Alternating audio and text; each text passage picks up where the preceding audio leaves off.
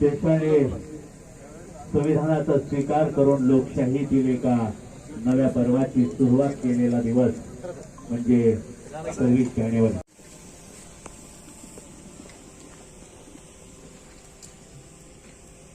पाठीमागे या, पाठीमागे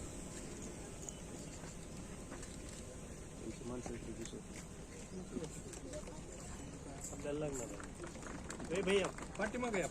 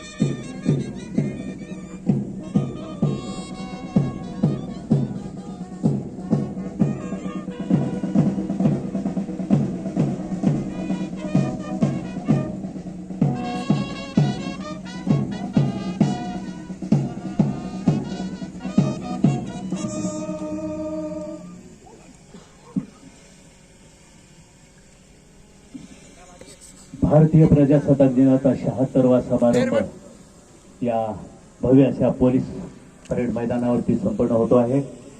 परेड कमांडर राखीव पोलीस निरीक्षक श्री पठाण, पोलीस मुख्यालय धाराशिव हे रिपोर्टिंग साठी मंचाकडे येत आहेत.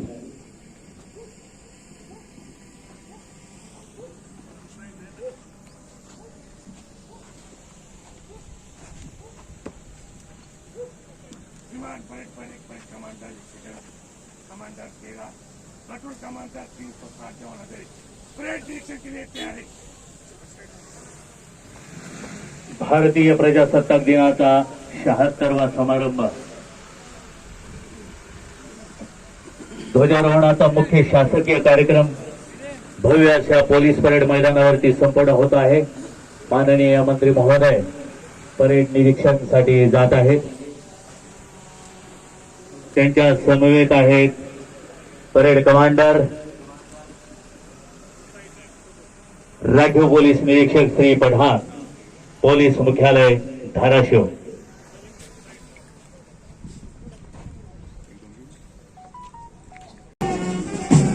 प्लाटून क्रमांक 6 आहे Chhatrapati high school Dharashiv NCC. Junior Shripatrao Bhosale high school धाराशिवचा प्लाटून क्रमांक 7. Abhinav English school Dharashiv platoon क्रमांक 8. अभिनव इंग्लिश स्कूल धाराशिव मुलींचा असणारा प्लाटून क्रमांक आहे 9.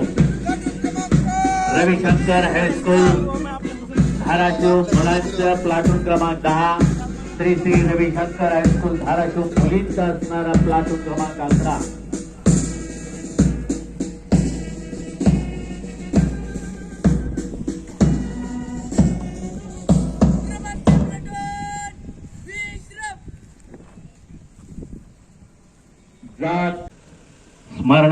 व्हावा म्हणून अंमलबजावणी केलेली आहे. माननीय मंत्री महोदय परेड निरीक्षण करून मंचाकडे येत आहेत.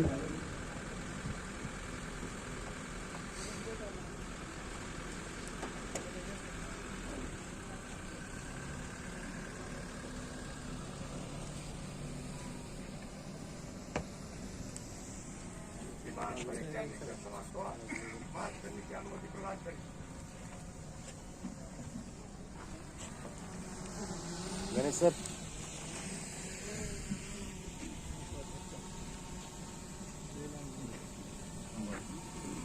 भारतीय प्रजासत्ताक दिनाचा हा सोहळा आपण अमृत महोत्सव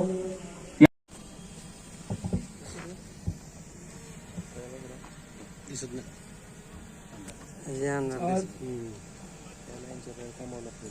भारताचा 76वा प्रजासत्ताक दिन आजच्या या मुख्य समारंभाला उपस्थित स्वातंत्र्य सैनिक, लोकप्रतिनिधी, ज्येष्ठ नागरिक, अधिकारी, कर्मचारी, पत्रकार बांधव, विद्यार्थी आणि उपस्थित सर्व बंधू भगिनींना प्रजासत्ताक दिनाच्या मी मनापासून खूप खूप शुभेच्छा देतो. स्वातंत्र्यानंतर भारतरत्न डॉक्टर बाबासाहेब आंबेडकर यांच्या अध्यक्षतेखाली घटना समितीची स्थापना करण्यात आली. डॉक्टर बाबासाहेब आंबेडकरांनी देशाला एक आदर्श राज्यघटना दिली. 26 जानेवारी 1950 रोजी स्वीकारलेल्या राज्यघटनेत करोडो देशवासियांच्या आकांक्षाचे प्रतिबिंब आहे. या राज्यघटनेमुळे भारत देश सार्वभौम व लोकशाही प्रजासत्ताक गणराज्य बनला. जगातील सर्वश्रेष्ठ राज्यघटना म्हणून आपल्या देशाच्या राज्यघटनेकडे पाहिले जाते. राज्यघटनेतील मार्गदर्शक तत्वानुसार देशाची बांधिलकी, स्वातंत्र्य, समता, बंधुभाव आणि सर्वांसाठी समान न्याय या तत्वांशी असून आपण लोककल्याणकारी राज्याची संकल्पना मान्य केलेली आहे. महाराष्ट्र हे अतिशय प्रगत असे लोककल्याणकारी राज्य असून विकासाला गती देण्याचे काम मुख्यमंत्री माननीय देवेंद्र फडणवीस आणि उपमुख्यमंत्री माननीय एकनाथजी शिंदे व उपमुख्यमंत्री माननीय अजितदादा पवार यांच्या नेतृत्वात सुरू आहे. लोकहिताचे विविध निर्णय घेऊन लोककल्याणकारी योजना राबवित आहे. फुले शाहू आंबेडकर यांच्या पुरोगामी विचारांचा वारसा जपत आमच्या सरकारने महिलांना केंद्रस्थानी ठेवून विकासाची वाटचाल गतिमान केली आहे. महिलांचे सामाजिक आणि आर्थिक स्थान उंचावणाऱ्या मुख्यमंत्री माझी लाडकी बहीण योजनेमुळे महिलांचा आत्मसन्मान वाढण्यास मदत झाली आहे. महिलांच्या आर्थिक स्वातंत्र्यासाठी तसेच त्यांच्या आरोग्यात सुधारणा करण्यासोबतच कुटुंबातील त्यांची भूमिका मजबूत व निर्णायक करण्यासाठी राज्य शासनाने मुख्यमंत्री माझी लाडकी बहीण ही महत्वाकांक्षी योजना सुरू केली आहे. 1500 रुपये प्रति महिना याप्रमाणे आतापर्यंत 3 टप्प्यांमध्ये लाभ देण्यात आला आहे. जिल्ह्यातील 4,03,600 महिला या योजनेचा लाभ घेत आहेत. जिल्ह्यातील गरजू रुग्णांना आर्थिक सहाय्य करण्यासाठी जिल्हाधिकारी कार्यालयात मुख्यमंत्री सहायता कक्ष सुरू करण्यात येत आहे. त्यामुळे मुख्यमंत्री वैद्यकीय सहायता निधीच्या माध्यमातून गंभीर आजारावरील उपचारांसाठी गरजू नागरिकांना आवश्यक आर्थिक मदत सुलभतेने मिळणार आहे. माननीय मुख्यमंत्री यांच्या मार्गदर्शनाखाली 100 दिवसाचा 7 कलमी कार्यक्रम जिल्ह्यामध्ये आपण राबवित आहोत. यामध्ये नागरिकांना शासकीय कार्यालयांमध्ये सुसज्ज प्रतीक्षा कक्ष, शुद्ध पाणी व आरोग्यपूर्ण स्वच्छतागृह असतील याची खबरदारी घेण्यात येत आहे. तसेच नागरिकांच्या तक्रारीचे निवारण आणि शासकीय अधिकाऱ्यांच्या क्षेत्रीय भेटीद्वारे शासकीय सेवेत गुणवत्तापूर्ण सुधारणा आणणे अपेक्षित आहे. लोकाभिमुख वेबसाईट, संकेतस्थळ असणे, कार्यालयीन स्वच्छता व टापटीपपणा असणे, नागरिकांचे जीवन सुकर व्हावे म्हणून प्रत्येक विभागाकडून 2 महत्वाकांक्षी प्रकल्प उपक्रम सुरू केला आहे. यासाठी 10 कोटी निधीची तरतूद करण्यात येत आहे. बहुतांश युवा वर्गाला व्यवसाय व नोकरी संबंधित अनुभवाचा अभाव असल्याने त्यांना शिक्षणानंतर प्रत्यक्ष कामात प्रशिक्षण देऊन त्यांची नोकरी मिळण्याची क्षमता वाढवण्यासाठी मुख्यमंत्री युवा कार्यप्रशिक्षण योजना राज्य सरकारने सुरू केली आहे. जिल्ह्यातील 226 शासकीय व 161 खासगी अशा एकूण 387 आस्थापनांमध्ये 4,895 प्रशिक्षणार्थी प्रशिक्षण घेत आहेत. केंद्र सरकारच्या नीती आयोगाने धाराशिव जिल्ह्याचे मागासलेपण ओळखून जिल्ह्याचा समावेश आकांक्षित जिल्हा कार्यक्रमात केला आहे। त्यामध्ये देशातील 22 राज्यातील 112 जिल्ह्यांची आकांक्षित जिल्हा म्हणून निवड केली आहे। आरोग्य व पोषण, शिक्षण, कृषी व जलस्रोत, आर्थिक समावेशन, कौशल्य विकास आणि मूलभूत सुविधा या क्षेत्रात आकांक्षित जिल्हा कार्यक्रमाअंतर्गत काम करण्यात येत आहे। सुरत चेन्नई ग्रीनफील्ड राष्ट्रीय महामार्ग हा जिल्ह्यातून जाणार असल्यामुळे विकासाला गती मिळणार आहे। या ग्रीनफील्ड प्रकल्पासाठी तुळजापूर तालुक्यातील 12 आणि परंडा तालुक्यातील 20 गावातील शेतकऱ्यांची शेतजमीन संपादित करण्यात येणार आहे। सोलापूर, तुळजापूर, धाराशिव नवीन ब्रॉडगेज रेल्वे मार्गाचा काम प्रगतीपथावर आहे।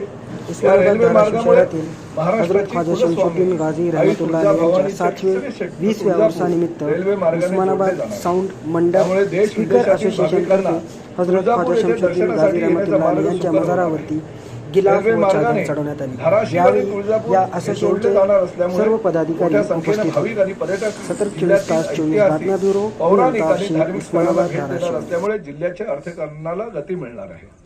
महाराष्ट्राची कुलस्वामिनी आई तुळजाभवानी तुळजापूर येथील श्री क्षेत्र तुळजाभवानी देवी मंदिर विकास आराखडा 2100 कोटी 70 लक्ष रुपयाचा तयार करून माननीय मुख्यमंत्री यांच्याकडे 10 जानेवारी 2025 रोजी मान्यतेसाठी सादर केला आहे। मराठा प्रवर्गांसाठी आणि ज्या प्रवर्गांसाठी स्वतंत्र महामंडळ अस्तित्वात नाही अशांकरिता अण्णासाहेब पाटील आर्थिक मागास विकास महामंडळ काम करत आहे। जिल्ह्यातील 5457 स्त्री पुरुष लाभार्थ्यांना विविध बँकांनी 436 कोटी 99 लक्ष रुपये विविध उद्योग व्यवसायासाठी कर्ज वाटप केले आहे। महामंडळातून कर्ज घेतलेल्या लाभार्थ्यांना 47 कोटी 84 लक्ष रुपये महामंडळाने व्याज परतावा परत केला आहे। यामध्ये 4988 पुरुष आणि 468 स्त्री लाभार्थ्यांचा समावेश असून त्यांनी उद्योग व्यवसाय सुरू करून स्वावलंबनाचा मार्ग स्वीकारून काहींना रोजगार सुद्धा उपलब्ध करून दिला आहे। कृष्णा भीमा स्थिरीकरण प्रकल्पाच्या माध्यमातून उजनी जलाशयात सोडाव्या 63 टीएमसी पाण्यापैकी 21 टीएमसी व सीना कोळेगाव प्रकल्पाच्या खालच्या भागातील सीना नदीतून उपलब्ध होणारे 4 टीएमसी असे एकूण 25 टीएमसी पाण्यापैकी 21 टीएमसी पाणी धाराशिव जिल्ह्यातील क्षेत्रास उपलब्ध करून देण्याचे प्रस्तावित आहे। कृष्णा मराठवाडा सिंचन प्रकल्पाअंतर्गत उपसा सिंचन योजना क्रमांक 1 साठी कोळेगाव धरणात सोडण्यात आलेले एकूण 3 टीएमसी पाणी एकूण 5 टप्प्यातून 75 दिवसांमध्ये जिल्ह्यातील परंडा, भूम, वाशी, कळंब व धाराशिव तालुक्यातील 35 गावातील 14,936 हेक्टर क्षेत्रात सिंचनाचा लाभ होणार आहे। उपसा सिंचन योजना क्रमांक 2 साठी अडवण्यात आलेले 2.24 टीएमसी पाणी एकूण 6 टप्प्यातून 75 दिवसांमध्ये तुळजापूर, उमरगा, लोहारा या तालुक्यातील 54 गावातील एकूण 10,862 हेक्टर क्षेत्रात सिंचनाचा लाभ होणार आहे। धाराशिव येथे नवीन बस स्थानकाचे काम सुरू आहे। जवळपास 80% बांधकाम पूर्ण झाले आहे। लवकरच हे काम पूर्ण झाल्यानंतर प्रवाशांना चांगल्या सुविधा मिळण्यासाठी मदत होणार आहे। जिल्ह्यातील 84 लाख ज्येष्ठ नागरिकांनी प्रवासी सवलत सेवेचा लाभ घेतला आहे। 3 वर्षात आतापर्यंत जिल्ह्यात 2,34,35,000 महिलांनी 50% सवलतीचा प्रवास करून महिला सन्मान योजनेचा लाभ घेतला आहे। तर 2,49,43,075 वर्षावरील ज्येष्ठ नागरिकांनी 3 वर्षात मोफत प्रवास सेवेचा लाभ घेतला आहे। तर शिक्षण घेणाऱ्या विद्यार्थिनींसाठी अहिल्यादेवी होळकर मोफत पास योजनेचा लाभ 2 वर्षात 68,265 विद्यार्थिनींनी घेतला आहे। उमरगा, तुळजापूर, धाराशिव आगाराला पहिल्या टप्प्यामध्ये 50 बसेस लवकरच उपलब्ध करून देण्याचे नियोजन करण्यात आले आहे। मार्च महिन्यामध्ये 25 बसेस उपलब्ध होतील आणि त्यापुढील महिन्यामध्ये अजून 25 बसेस उपलब्ध होतील। राज्यातील प्रवाशांच्या सेवेसाठी राज्य मार्ग परिवहन मंडळ सदैव तत्पर आहे। राज्यात पीपीपी तत्वावर नवीन बस स्थानकाचे बांधकाम करण्यात येणार आहे। जिल्ह्यात सप्टेंबर 2024 मध्ये अतिवृष्टीने बाधित झालेल्या शेत पिकांच्या नुकसानीसाठी एकूण 1,80,786 बाधित शेतकऱ्यांपैकी 1,25,460 शेतकऱ्यांना 159 कोटी 25 लक्ष रुपये निधी सुधारित संगणकीय प्रणालीद्वारे वितरित करण्यात आला आहे। उर्वरित शेतकऱ्यांना थेट खात्यांवर लाभ देणे सुरू आहे। मागील वर्षभरातील यशस्वी प्रयत्नामुळे गाव तिथे स्मशानभूमी या मोहिमेअंतर्गत जिल्ह्यातील प्रत्येक गावामध्ये दहनभूमी किंवा दफनभूमी यासाठी जागा उपलब्ध करून देण्यात येत आहे। तसेच तृतीय पद्यांसाठी स्वतंत्रपणे दहनभूमीचे सुविधा आळणी येथे प्रस्तावित आहे. ग्रामीण भागातील जमिनीचे फेरफार हा महत्वाचा विषय असतो. फेरफार होण्याच्या गतीमध्ये धाराशिव जिल्हा हा राज्यात अग्रेसर आहे. विवादग्रस्त फेरफार निर्गत करण्याची सरासरी कालावधी 60 दिवस आहे, तर विवादग्रस्त नसलेले फेरफार हे केवळ 20 दिवसात निर्गत होतात. आपले सरकार आणि प्रधानमंत्री तक्रार निवारण पोर्टल मधील तक्रारी या जलद गतीने प्रशासनामार्फत निकाली काढल्या जात आहे. त्याचबरोबर समाधान या नावाने ऍप्लिकेशन जिल्हा स्तरावर सुरू आहे. जिल्ह्यातील 10 प्राथमिक आरोग्य केंद्रांना आरोग्य विभागातील दिल्या जाणाऱ्या सर्वोच्च गणल्या जाणाऱ्या राष्ट्रीय स्तरावरील NQAS मानांकन प्रमाणपत्र प्राप्त झाले आहे. आरोग्य संस्थांमधील बाह्य अंतर्गत स्वच्छता, जैववैद्यकीय कचरा व्यवस्थापन, परिसर स्वच्छता व जंतू संसर्ग नियंत्रणासाठी कायाकल्प कार्यक्रम राबवण्यात येत आहे. सन 2023-24 मध्ये जिल्ह्यातील 24 प्राथमिक आरोग्य केंद्र, 88 आयुष्यमान आरोग्य मंदिर उपकेंद्र, 1 नागरी प्राथमिक आरोग्य केंद्र, 1 स्त्री रुग्णालय, 4 उपजिल्हा रुग्णालय व 6 ग्रामीण रुग्णालय या आरोग्य संस्थांना 70% अधिक गुण मिळाल्याने हा संस्थांचा सन्मानित करण्यात आले. अल्पमुदत पीक कर्जाची नियमितपणे कर्ज परतफेड करणाऱ्या शेतकऱ्यांना 50,000 रुपयांपर्यंत प्रोत्साहनपर लाभ देण्यासाठी महात्मा ज्योतिराव फुले शेतकरी कर्जमुक्ती योजना राबविण्यात येत आहे. या योजनेअंतर्गत जिल्ह्यातील 84,739 शेतकऱ्यांना 130 कोटी 77 लक्ष रुपयाचा लाभ देण्यात आला आहे. 739 शेतकऱ्यांना 130 कोटी 77 लक्ष रुपयाचा लाभ देण्यात आला आहे. शेतकऱ्यांना अधिक समृद्ध सशक्त बनवण्यासाठी ॲग्रिस्टॅक योजनेची अंमलबजावणी सुरू झाली आहे. या योजनेअंतर्गत शेतकऱ्यांना ओळख क्रमांक दिला जाणार आहे. त्यामुळे शेतकऱ्यांना प्रधानमंत्री किसान सन्मान निधीचा लाभ, अचूक हवामान अंदाज, मृदा आरोग्य तपशील आणि योग्य पीक सल्ला आणि योग्य विमा योजनेचा लाभ तसेच डिजिटल पीक कर्ज मिळणे सोपे होणार आहे. नागरी सुविधा केंद्राच्या माध्यमातून शेतकरी ओळख क्रमांक मोफत तयार करून मिळणार आहे. शेतकऱ्यांना अत्यंत फायद्याचा हा प्रकल्प होणार असून केंद्र आणि राज्य शासनाच्या सर्व योजनांचा लाभ घेण्यासाठी शेतकरी ओळख क्रमांक महत्वपूर्ण राहणार आहे. तरी जिल्ह्यातील सर्व शेतकऱ्यांनी ॲग्रिस्टिक योजनेत सहभागी व्हावे असे आवाहन या प्रसंगी मी जिल्ह्यातील सर्व शेतकरी बांधवांना करतो. जिल्ह्याचे मागासलेपण दूर करण्यासाठी केंद्र आणि राज्य सरकारच्या माध्यमातून सुरू असलेल्या विविध योजनांची प्रभावी अंमलबजावणी करण्यासाठी मी कटिबद्ध आहे. नागरिकांनी शुद्ध हवा, स्वच्छ पाणी, मुलांना दर्जेदार शिक्षण, आरोग्याच्या सुविधा आणि बेरोजगारांच्या हातांना काम उपलब्ध करून देण्यासाठी आपला प्रयत्न राहणार आहे. जिल्ह्यातील नागरिकांचे जीवनमान उंचावे यासाठी चांगल्या सोयीसुविधा उपलब्ध करून देण्यावर माझा भर राहणार आहे. उपस्थितांना पुन्हा एकदा भारतीय प्रजासत्ताक दिनाच्या मनपूर्वक शुभेच्छा. जय हिंद, जय महाराष्ट्र.